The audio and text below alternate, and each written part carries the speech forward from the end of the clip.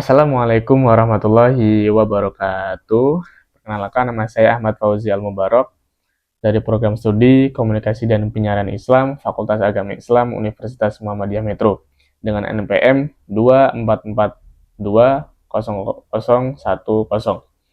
Di video kali ini saya ingin menjelaskan terkait dengan materi, pengertian, sasaran dan objek, dan ruang lingkup psikologi dakwah. Teman-teman sekalian, apa sih psikologi dakwah itu? Psikologi dakwah adalah ilmu yang mempelajari tentang kejiwaan manusia setelah mendapatkan pesan dakwah. Lalu seberapa penting sih mempelajari psikologi dakwah? Di era yang modern seperti sekarang ini, sepertinya dakwah perlu mendapatkan perhatian yang khusus. Karena masalah kian kompleks dengan hadirnya teknologi, kemajuan di era digital, menyebabkan dakwah semakin tidak diminati. Kenapa bisa seperti itu? Karena dakwah sekarang sudah tergeser posisinya dengan teknologi yang ada pada saat ini. Maka, mempelajari psikologi dakwah dapat membantu seorang dai untuk mempelajari sikap mat'u yang kian mengalami degradasi, mempelajari sikap mat'u yang cenderung pada sifat modernisasi.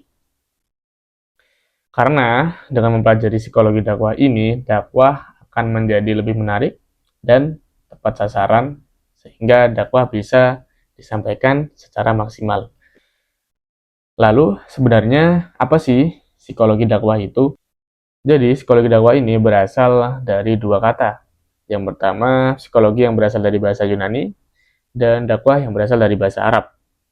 Psikologi ini merupakan gabungan dari dua unsur kata, yaitu psike yang memiliki arti jiwa, dan logos yang memiliki arti ilmu.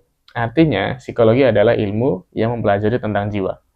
Dakwah berasal dari bahasa Arab, da'a, yada'u, dakwatan, yang berarti mengajak, menyeru, dan membujuk.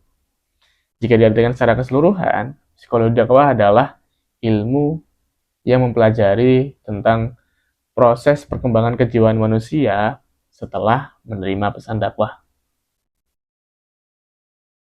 Menurut H.M. Arifin pada bukunya pada tahun 1991, psikologi adalah landasan dan pedoman seorang dai untuk memproses perkembangan manusia agar menuju jalan kebenaran ajaran Islam. Dan mencakup bagaimana seorang dai merespon, bagaimana seorang dai menerima, bagaimana proses pemikiran setelah mendapatkan pesan dakwah.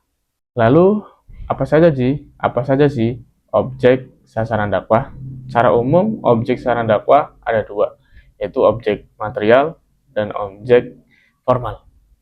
Objek material mencakup bahwasannya manusia sebagai makhluk yang berakal, berakhlak, dan memiliki perasaan. Dan kemudian objek formal. Hal ini mencakup perilaku manusia yang kemudian dari tingkah laku, sikap, dan respon terhadap ajakan dakwah.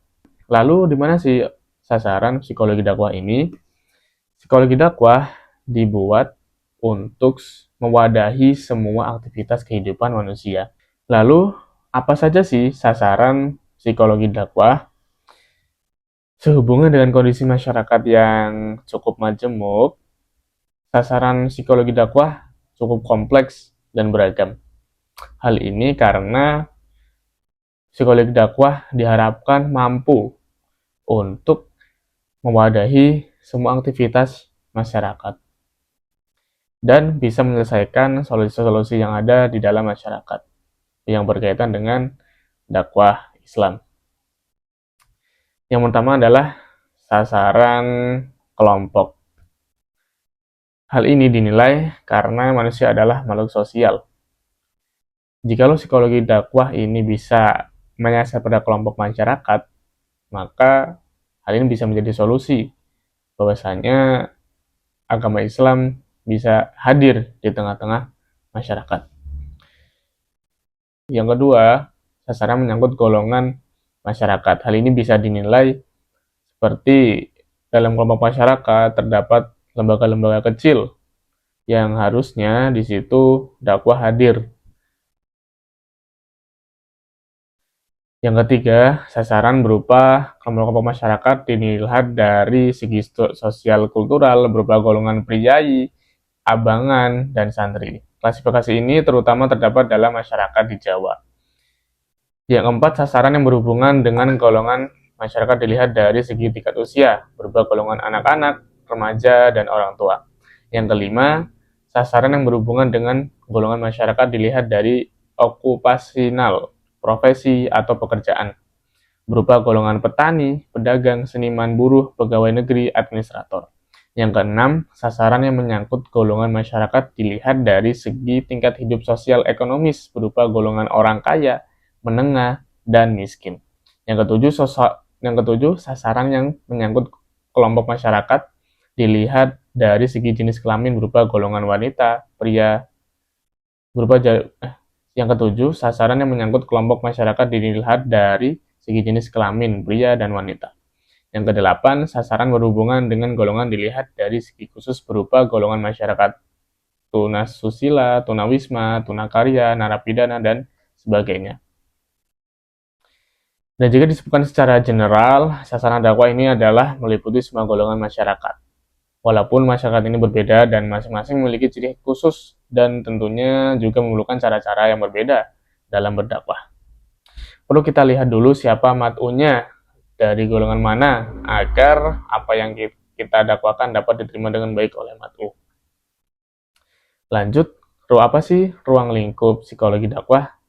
Sebagaimana telah disebutkan di atas bahwa kalimat dakwah itu dapat diartikan dengan undangan, seruan, atau ajakan. Ruang lingkup psikologi dakwah sangat luas, mencakup seluruh aspek kejiwaan yang terkait dengan kegiatan dakwah. Beberapa ruang lingkup utamanya adalah psikologi dai. Hal ini mempelajari bagaimana kondisi dan mental seorang dai, kemudian motivasi dai. Ini meliputi pemahaman tentang kepribadian, cara dai mengatasi stres dan tantangan, serta pentingnya dai memiliki kecerdasan emosional. Yang kedua adalah psikologi mat'u. Menganalisis kondisi kejiwaan mat'u, seperti motivasi mereka dalam menerima dakwah, sikap mereka terhadap pesan agama, serta faktor-faktor psikologis yang menghambat atau mempermudah penerimaan dakwah. Yang ketiga, psikologi pesan dakwah. Mempelajari bagaimana pesan dakwah disusun agar persuasif dan mudah dipahami. Ini mencakup pemilihan kata-kata, penggunaan retorika yang tepat, dan strategi komunikasi yang efektif. Yang keempat, psikologi lingkungan dakwah. Mengkaji pengaruh lingkungan sosial dan budaya terhadap proses dakwah ini, termasuk bagaimana norma-norma sosial, media massa, dan teknologi memengaruhi sikap masyarakat terhadap dakwah. Dan jadi itulah pengertian objek, sasaran, dan ruang lingkup psikologi dakwah. Ini menjadi pembelajaran awal di mana psikologi dakwah sangat berpengaruh dalam proses pelaksanaan dakwah. Mungkin hanya itu saja yang dapat saya sampaikan, kurang lebihnya saya mohon maaf. Saya akhiri. Wassalamualaikum warahmatullahi wabarakatuh.